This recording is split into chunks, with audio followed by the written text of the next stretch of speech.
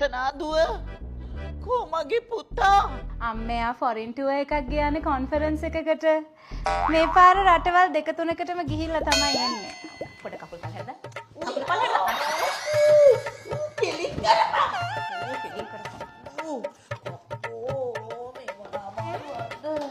තමන්ගේ අම්මගේ මලගෙදරටවත් આવොත් මං නම් හිතන්නේ නෑ අනේ. හැබැයි අද මැරුණොත් නම් උන 3 මාස දානෙට වගේ එන්න පුළුවන්. මොකක්ද? නෑ මම නිකන් කිව්වේ. පේනවද අම්මි? මේකි හදන්නේ අම්මිව මරා ගන්න. මම 3rd class වැඩ මෙයා. අනේ මේ එක්ස්කියුස් මී.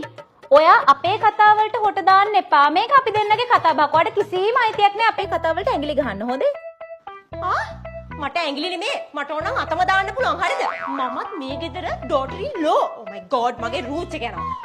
නල්ල මලේ daughter in law. law නෙමේ ලී.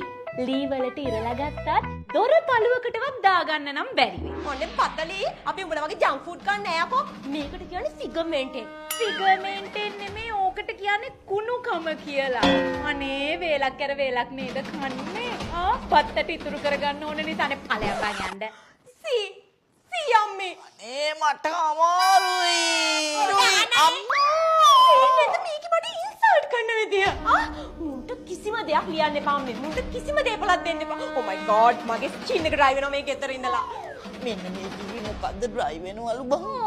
ඩ්‍රයි වෙලා අනේ පව් මේ වෙල් අයිනේ කුලී ගෙවල් වල ඉඳලා වෙල් හුලම් වැදිලා වෙන්න ඇති නේද කූල් උනේ. අනේ මේ ගෑණියේ එනවා මෙතන කියවන්න අපිට දීපල දෙන්න එපා කියන්න උඹ කවුද? මගේ මහත්තයා මේ ගෙදර ලොකු පුතා. හරිද? එතකොට අර රටේ ඉන්න චූටි මල්ලි ඉන්නේ නෑනේ මේ දීපල අයිති කරගන්න නේද? බලන්නකෝ අම්මේ. අනේ මේ නෝනා ඒව මේව වැඩක් නෑ. අම්මි ඉක්මනට මේ දේපල් ටික බෙදලා දාන්න. මං අම්මිව ඉක්මනටම අපේ ගෙදර අරන් යනවා. අම්මෝ මට බැරියෝ.